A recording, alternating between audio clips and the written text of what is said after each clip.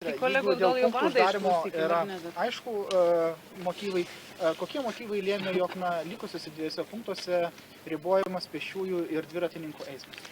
Pirmiausia, turėčiau pasakyti, kad šita išimtis leido piknaudžiauti, nes tokie asmenys, kurie pasirinkdavo vykimą dviračiais arba pėsčiomis, jiems nereikėdavo laukti eilėje ir tai reiškia, jie galėdavo paprasčiau kirsti mūsų sieną.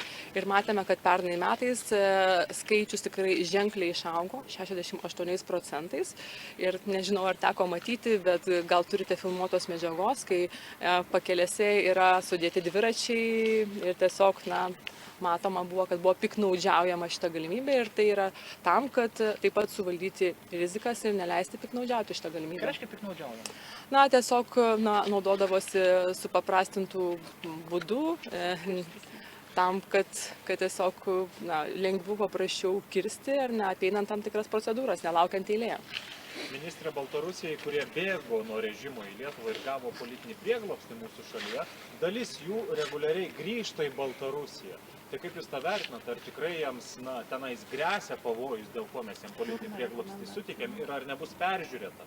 Pirmiausia, aš tikrai norėčiau kreiptis į Lietuvos piliečius dar kartą šioje situacijoje, atkreipdama dėmesį į labai dideles rizikas vykstant į Baltarusiją ir tikrai paprašyti, kad atidžiai apgalvotų ir tikrai nedarytų to, nes tai yra tikrai pavojinga ir tikrai, aišku, matome, kad tą yra išgirdę dalis Lietuvos piliečių, nes pernai metais apie 14% krito Lietuvos piliečių skaičius, kurie vyko į Baltarusiją. Tai rodo, kad ta informacija išgirdo dalis, bet matyt nepakankama dalis.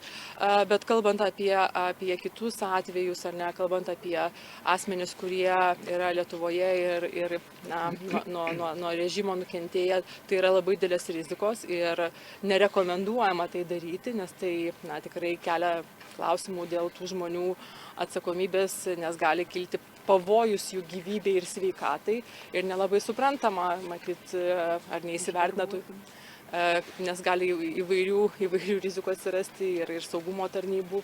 Tai tiesiog manau, kad čia dirbama šito klausimu ir tie žmonės yra perspėti, kad tai yra pavojinga ir tada kas atsakys, jeigu kažkas nutiks.